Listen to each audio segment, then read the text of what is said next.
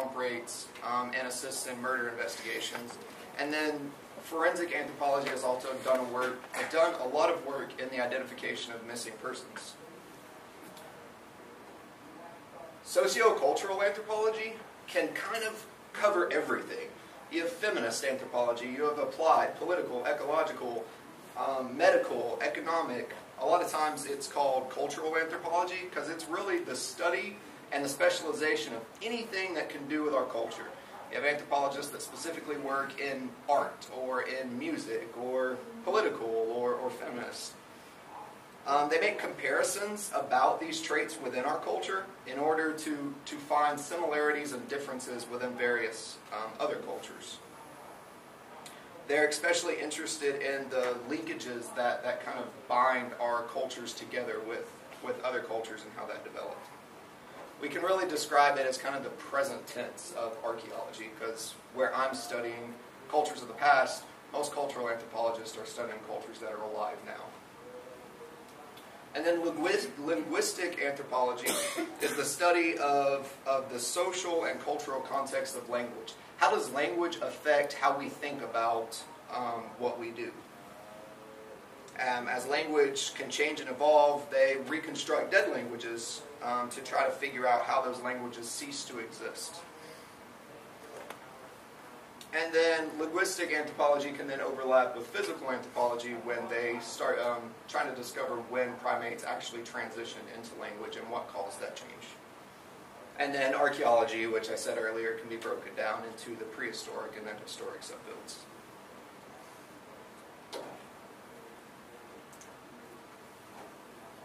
So I wanted to go over kind of how archaeology is actually done today in order to give you a better idea of what we're progressing through as we discuss the history of archaeology here in a few minutes.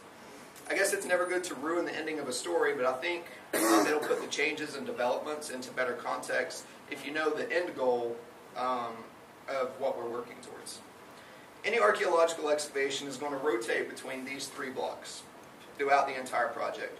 We may first begin with a question we're wanting to answer. Sometimes it may be something geared towards development or industry, which is the type of work I do. So that question may be, is this new pipeline they're trying to put in, is it going to impact an archaeological site? And if so, what can we do about it?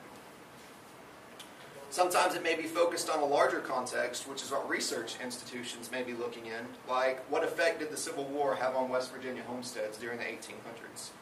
Then we may switch down to the fieldwork box, which is the excavations. And we may begin testing or doing excavations to try to answer this question that we've put forward. This is what people generally think of as archaeology, which is the shovels and trowels really in the ground. But it's one of the shorter periods of the actual profession. During the excavation, we may begin finding evidence that cause us to go back to our questions box and expand or rethink some of the questions. So where they're putting the pipeline in, we've found a site.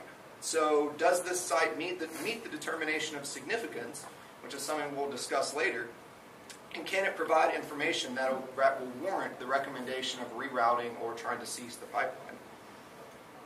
Or we may jump over to the analysis box. Are we finding less cut and processed bone on the homestead than expected, and could there be a different disposal area that we just haven't found yet?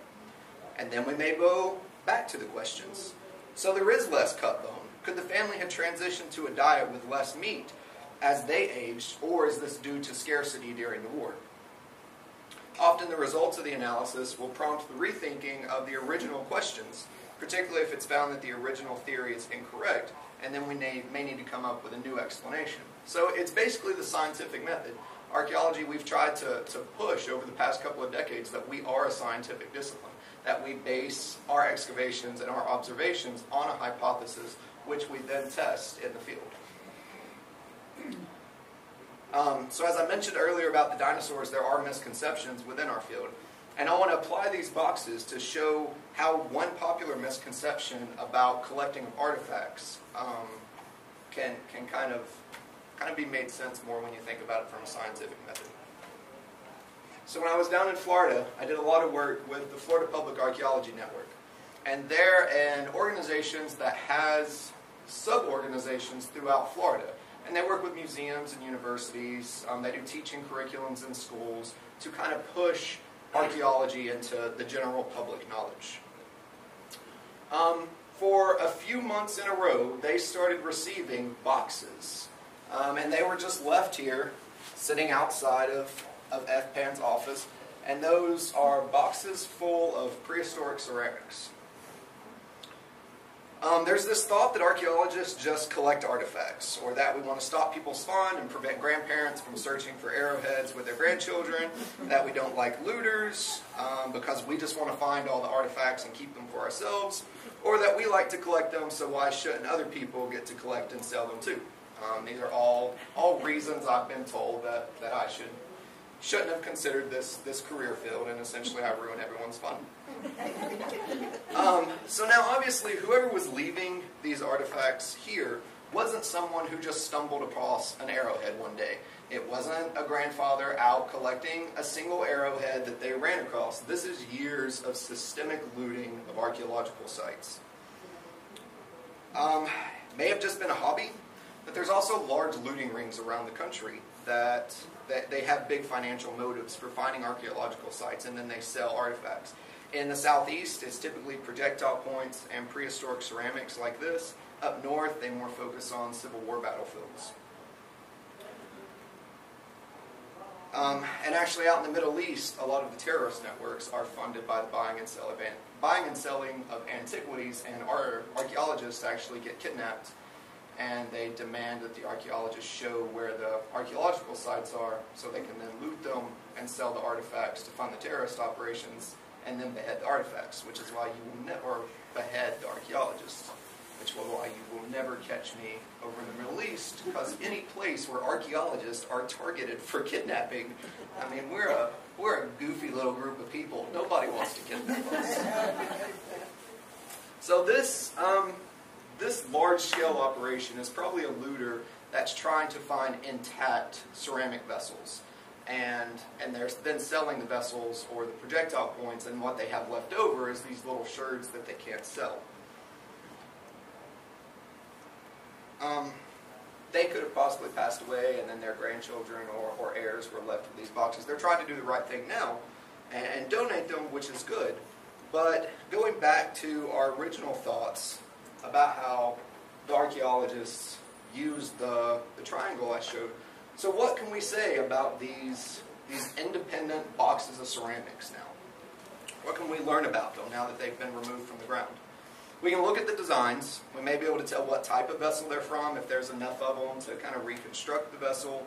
We may be able to tell what culture the ceramic was associated with based on the design or the way the ceramic was made.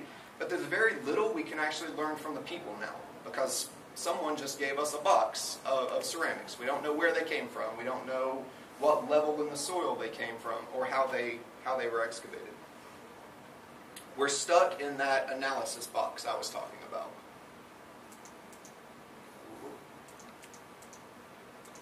Yeah. So we're stuck in analysis. And because we don't have the field excavations, because we don't have our questions or ideas, there's no way to get out of that analysis box. We would say that the artifacts have been removed from their context. We can't ask questions of them now, we can only say what they are. FPAN is still getting giant boxes of ceramics. That photo was from last year, and people have still just been dropping them off. So now that we know that context is important, what exactly is context? Archaeology borrows heavily from geology. We look at the principle of uniformitarianism, which says that what is happening now is largely the same thing as what happened in the past. So we can say that as these soil layers were deposited, we see that that's happening now. We can make assumptions that that's how those soil layers were deposited in the past. So looking at this from an archaeological standpoint, I realize my drawing of my soil layers is horrible, but if you can compare that to the actual picture and kind of see what I was attempting to doodle out.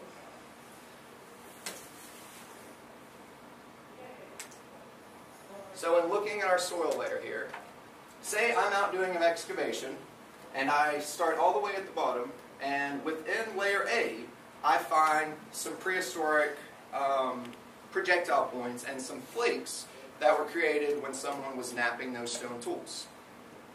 I can make an assumption that there was maybe a small hunting station here. All I have is these little stone tools. I don't really have a lot that's going to make me think it was a long-term habitation of the site. Well, as we keep looking at the soil profile, within B, we may see someone's dug out a small hole here. And they've left these larger tools on the site to come back and use later. So now we're going to see, okay, maybe this wasn't just a small hunting station at this period of time. Now people are staying here a little bit longer. They're coming back throughout the different seasons to use the same site. As we get more recent in history, because we know that the soil is deposited, the newest soil first, here in layer C, we find pottery, we find beads, we find food remains. Okay, this is more of a habitation site. This is actually a village. People are here, they're staying, they're settling down, they're making ceramics, they're making arts. So then we look in at D. We see here there's a plow zone. We're finding some historic material. This is after the Europeans have come over. Historic peoples have now settled on this same site that the prehistoric peoples created a village on top of. Then they went in and they plowed it. They're doing agriculture.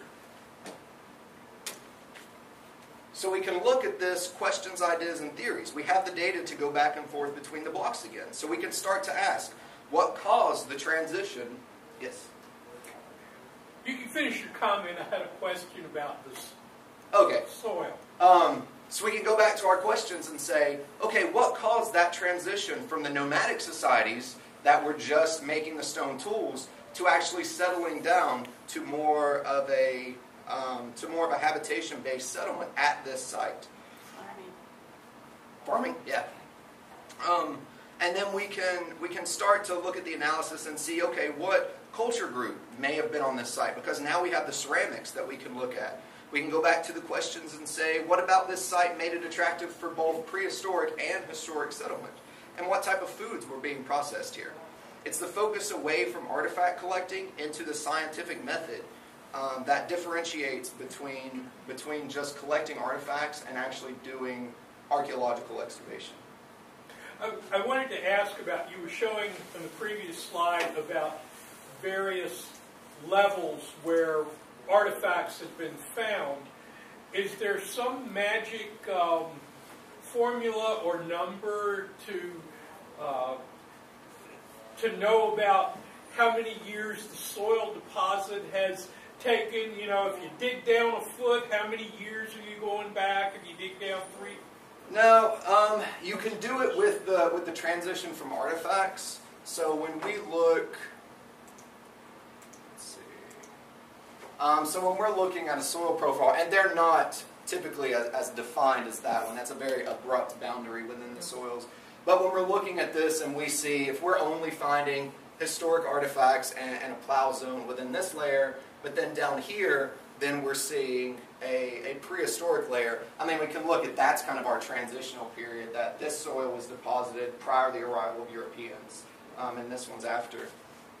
It's really a lot of kind of the soil formation processes. Are we in a flood zone? Are we up on a terrace? Are we on a hilltop where we're going to be looking at a lot of, not evolution, a lot of erosion? Are we in an area that's been impacted by mining? You kind of have to take in this whole picture of exactly what happened to get all these soil layers here. Here in West Virginia, a lot of our prehistoric layer is actually pretty shallow. We really don't dig below 50 centimeters often.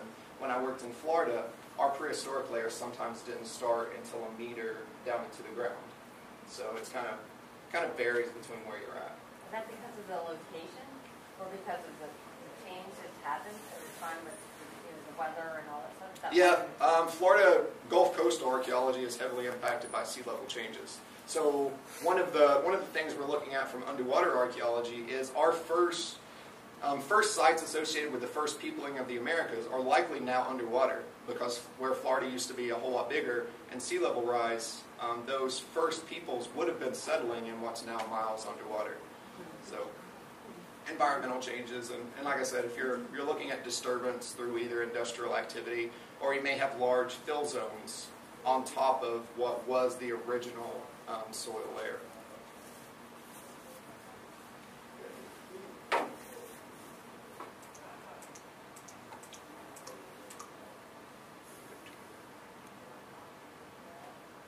So we were talking about the transition from just collecting artifacts to actually doing archaeological excavations. Does anyone know who we recognize as the first North American archaeologist?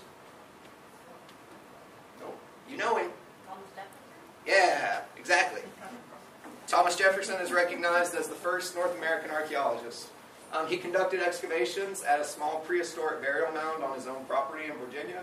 He organized archaeological excavation of the mound, he directed the field work, he analyzed what he found, and then he published his conclusions, which is kind of what you need to do a proper excavation. It was part of 13 mounds dating to the late prehistoric and early protohistoric contact period, which is about 900 to 1700 AD. Jefferson's systematic trenching and use of stratigraphy predated modern archaeology by a full century. And we can see how he did this from the journals and the notes he took. So with his questions, what they were repositories of the dead. It's been obvious to all, but on what particular occasion were these constructed were a matter of doubt. That's his question. He can see that it's a burial mound, but why and when were these mounds created? Then he went down to his excavations. A spheroidal form of about 40 feet in diameter at the base. I first dug superficially into several parts of it and came to a collection of human bones at different depths from 6 inches to 3 feet below the surface. And then he goes over to his analysis. Conjectured that in this barrow might have been 1,000 skeletons. There was no evidence of violence to the bones, such as holes made from bullets or arrows. The latter finding argued against the views that the remains of the mounds were those of warriors that had been killed in battle.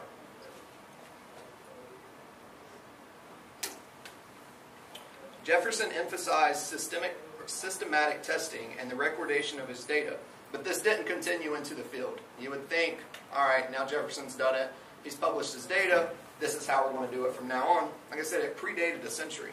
So for many decades following Jefferson's excavations, archaeology was actually used to reinforce racist ideas regarding Native Americans rather than to discover new information like Jefferson had. One of these common ideas was the myth of the mound builders. So the myth of the mound builders was when the Europeans came over, they saw all these elaborately constructed mounds. This is serpent mounds, and these mounds dotted all over the eastern landscape. This is Grave Creek Mounds down in Moundsville. And kind of the racist ideas that were brought up from these mounds were used to solidify why we should take Native American lands.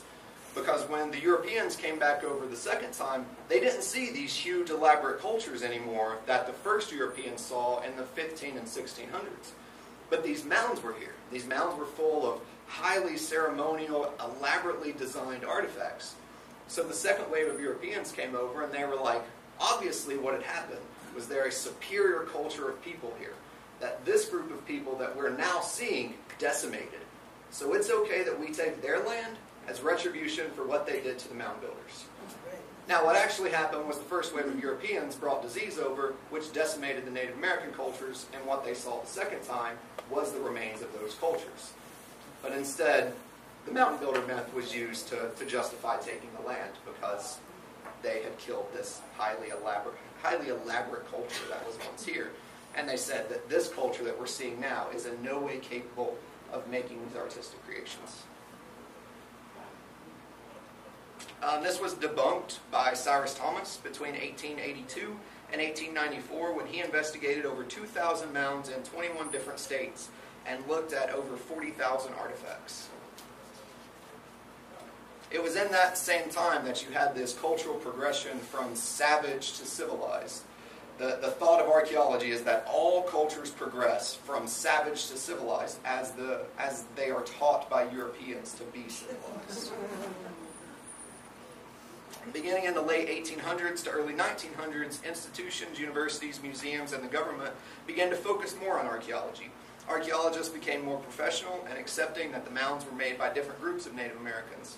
There became a greater focus on classifying and organizing artifacts. While archaeologists started to notice differences associated with various cultures and development, uniform culture stages, which is the savage progression to civilized, was still the accepted theory. Scientific archaeological societies began to develop, and there was a recognition that archaeological sites were vanishing and that the information needed to be very carefully recorded. it was during this time and the advancement of the field that they began to focus on naming, sorting, and classifying artifacts.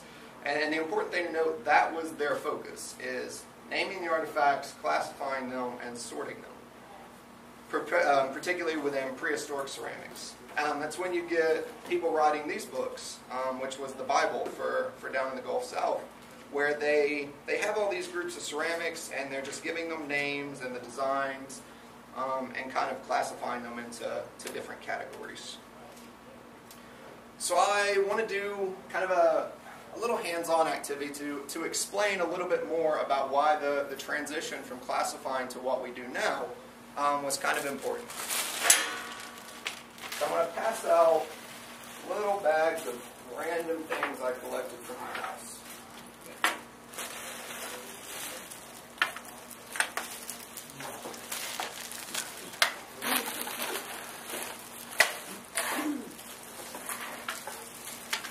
I realize I said I have nothing to do with dinosaurs. Some of your bags do have little plastic dinosaurs in them, so I guess I kind of lied, but my kids like little plastic dinosaurs.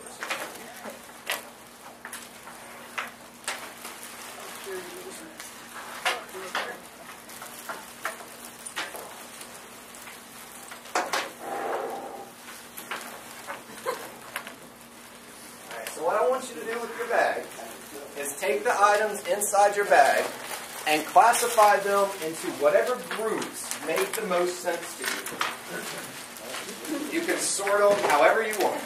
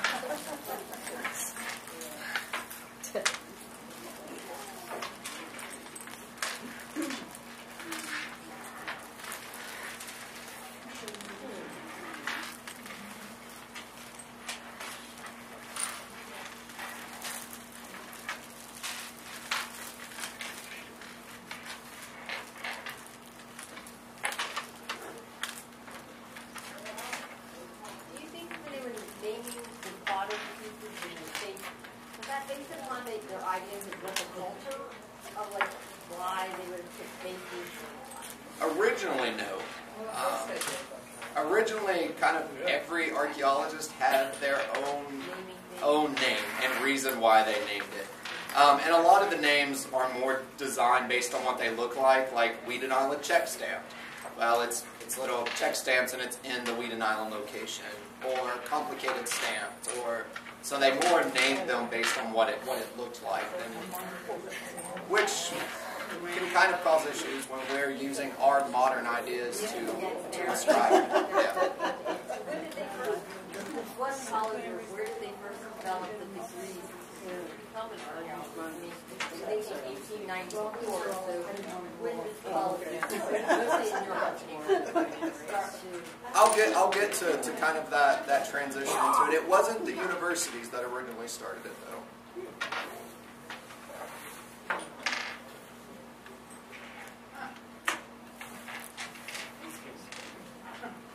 So does anybody want to talk about how they sorted their artifacts and why they did them that way?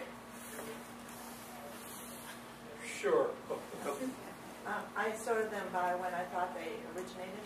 Okay, so by construction period, essentially. Yes. Okay. Okay, I have what occurred naturally versus what is man-made, and then had them subdivided into things that are ornamental, things that are play, and things that might be useful, like paper clips and these little... Okay, so like material type and then function. Yeah. Okay. I basically put everything that was wood and things that came from the ocean and one miscellaneous item. Okay, material type. Yeah. All right. Anybody do by color? No. Nope. No. I spent so much time the other day trying to break this apart by color. If you notice, if you have red beads, you have red popsicle sticks. If you have pink beads, you have pink popsicle sticks. So you can cross do it. You can do it by color and function. You could, yeah. So you start red across the top with each one. So you've gone through that. Oh, I see. Okay, so you've made like a little grid of material and then color. All right. Yeah, the colors across the top, and then. All right. So if we ask everyone in this room, none of your all's categories are look the same, even though most of you have almost the same items. Every single one of them is going to be different. And you're also going to be broken down into, are you a lumper or are you a sorter? You're a sorter. So lumpers are going to have less categories. They're going to be more broad. It may be all the green stuff, all the blue stuff. Sorters are going to break down, well, these are blue circular beads, these are blue triangles. We all sort it completely differently. And this is what we early did as archaeologists with our artifacts. We spent so much time doing these books and classifying and sorting and making little categories. Now the pros of that is that provided us a uniform language to actually discuss the artifacts. We could talk about similarities and differences, and we had an organization for the analysis. The cons of that are that really didn't tell us anything about the people. Now some of you did sort them through function type. So you are doing what we did as later archaeologists, where you're actually sorting the materials by what it would have been used for. What we were talking about briefly is when we're sorting and classifying artifacts based on our modern ideas of what they're used for, that puts a bias in our interpretation because we're using our modern language and ideas to try and describe and figure out what prehistoric societies were doing. And then, as you saw, everyone in this room did it completely differently. So if you have 47 archaeologists calling 47 types of artifacts different by names, well, we're not really going to get to a good analysis.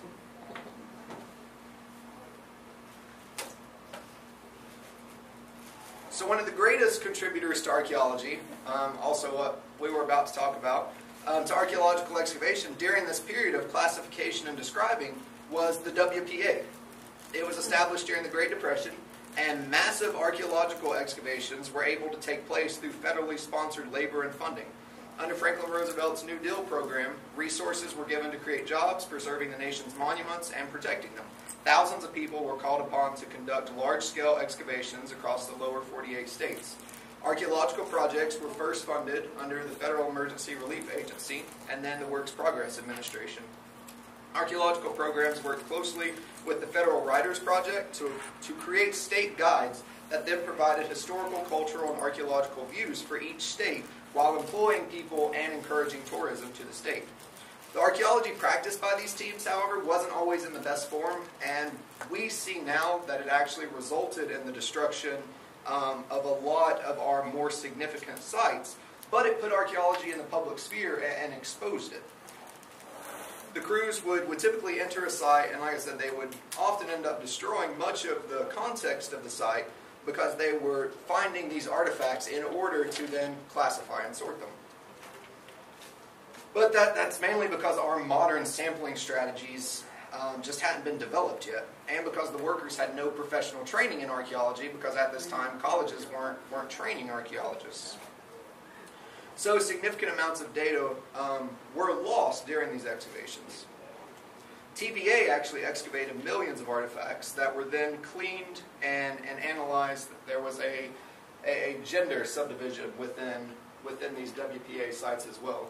TVA would only allow women to work in the lab, where only men could do the field excavations.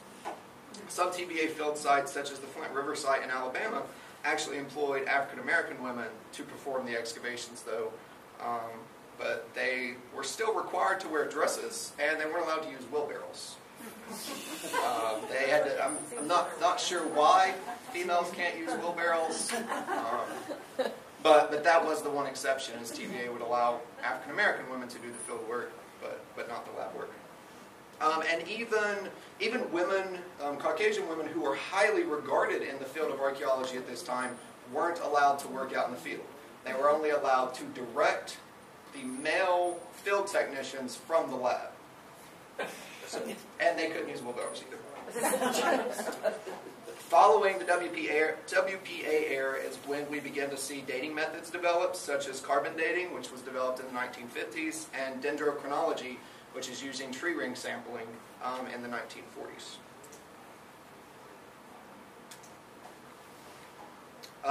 And the archaeologists during this WPA period actually went on to be known as kind of the who's in the archaeology field. So to answer your question, it was the federally sponsored New Deal projects that created archaeologists rather than universities.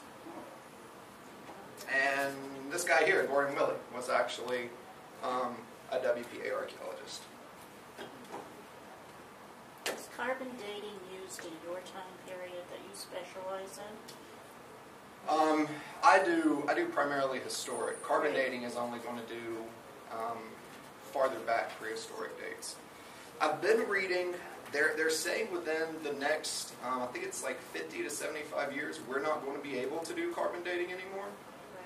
I haven't read up a lot of the reasons why, but it's something to do with the pollution and carbon that we're putting into the atmosphere. I don't know the why. Yeah, I haven't either, but we're not actually going to be able to do it anymore because it just won't be. That seems so minor.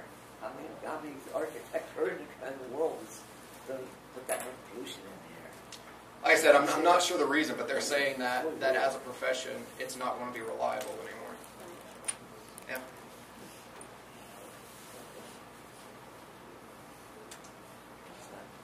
Yeah. So following this this WPA period, we then switch into this classificatory historical period in the 1940s and 1960s.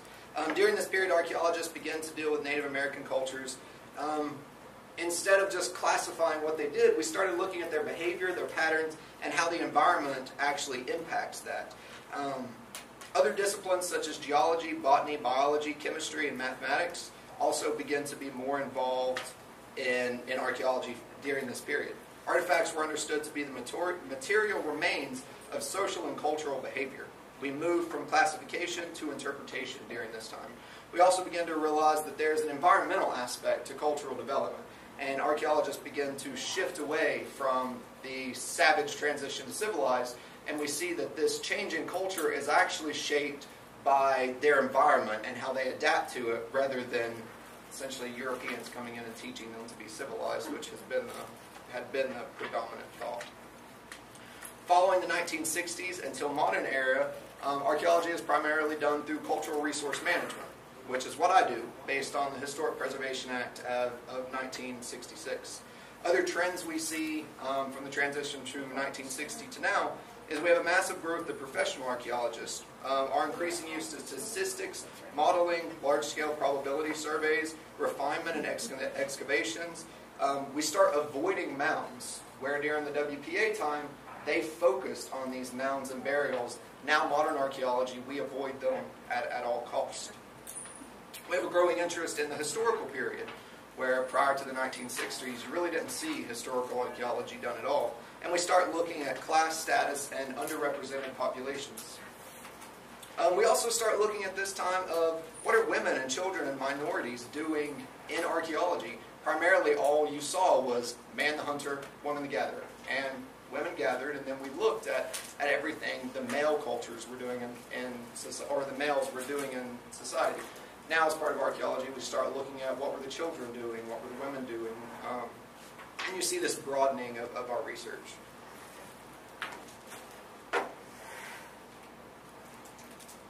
So I want to touch some now on laws and federal regulations that developed alongside these different periods of archaeological development.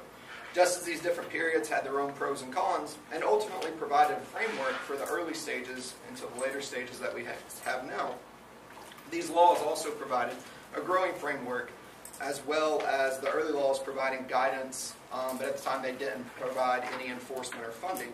And then gradually over time they grew to be all-inclusive. So kind of the first one we saw in 1906 was the Antiquities Act. It was signed by Roosevelt, and it provided presidential authority to establish national monuments on lands that were under federal control. It was intended for the protection of objects of historic and scientific interest It required a permit for archaeological investigations on federal lands, something that's carried over we have now, and it placed a $500 fine and or 90 days imprisonment for violation.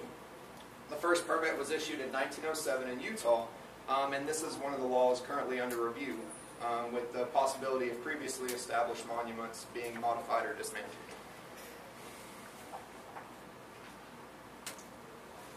Next, we had the Historic Sites Act of 1935. While this act was important in that it set a precedence for a national policy of preserving historic sites, and it was the first act to use language that would become important in legislation down the road, which is our term of significance. This act didn't define what significance actually was. And it also established the Historic American Building Surveys, the Historic American Engineering Record, the Historic Landmarks Program, and the Historic Site Survey, which we call HABS-HAIR, pretty much, which is when you're going to document your buildings and your bridges. A lot of federal agencies have to do the HABS-HAIR surveys. Next, we saw the Archaeological and Historic Preservations Act of 1960. This is the act that really started to change the face of archaeology. It was first known as the Reservoir Salvage Act, and it required archaeological survey to take place prior to dam construction and in areas that were to be flooded in association with this dam. However, no funding was given to review these surveys, so the Moss-Bennett Act was put into place, which provided the funding to enforce the Reservoir Salvage Act. Finally, that act was expanded to the Archaeological and Historic Preservation Act, or also known as the Archaeological Recovery Act. And in that expansion, it included not just dam creation, but also provided funds for the survey of any action taken on part of the federal government.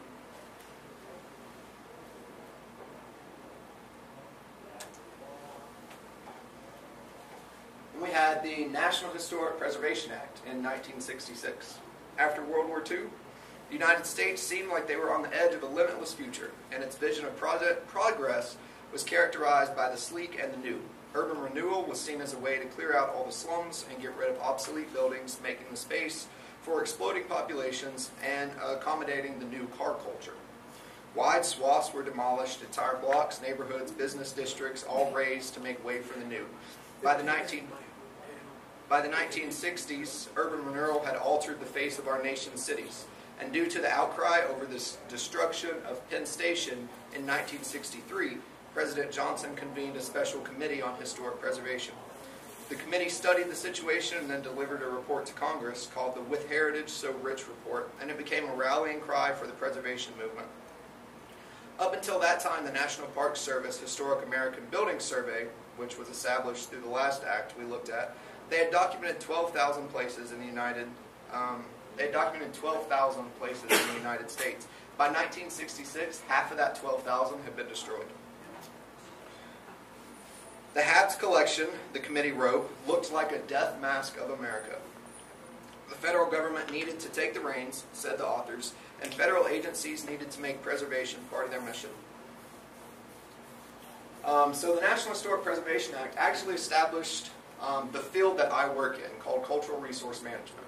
Anytime your development project is using the federal government, either through a grant or through a permit, such as if you're going to build a road, well, you're putting in the Department of Transportation. If that road is going to affect a wetland or a stream crossing, well, then you're involving the Army Corps of Engineers. So anytime the federal government is involved in any way, you have to have an archaeologist come out and give an opinion on the project. Now, that doesn't mean we have to protect the archaeological sites. All they have to do is listen to my opinion. And they have to give me 30 days for the State Historic Preservation Office to then comment on my opinion. They can go ahead and decide to destroy the archaeological site. They essentially just have to give time for me to talk.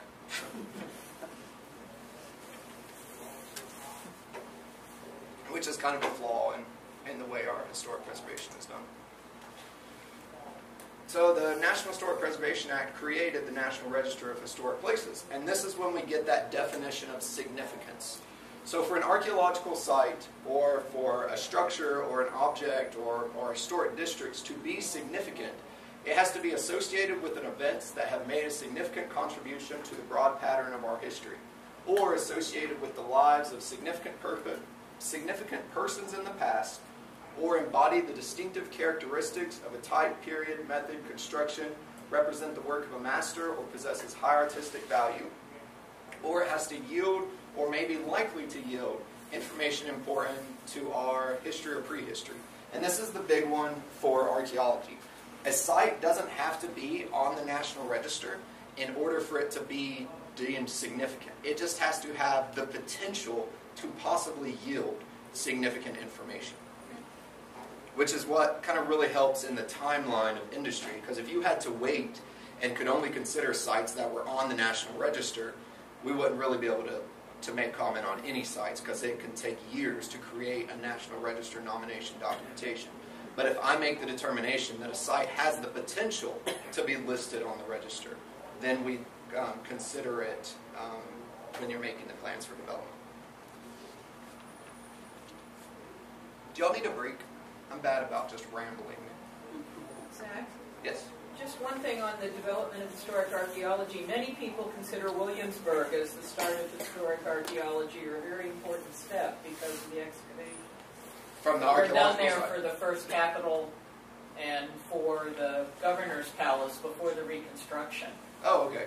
In the late 20s and early 30s, when Rockefeller started spending his money. So if you really want to see historic archaeology in progress, there's almost always something going on at Williamsburg, and they get a huge program there. That what they did with the results is questionable in terms of building the first capital, where nothing happened that they talk about, but we wouldn't rebuild on those criteria. But the work that they did to uncover those foundations in the early 30s is quite significant. It's interesting to see how the field of historic archaeology has shifted away from these, we call it important people in important places.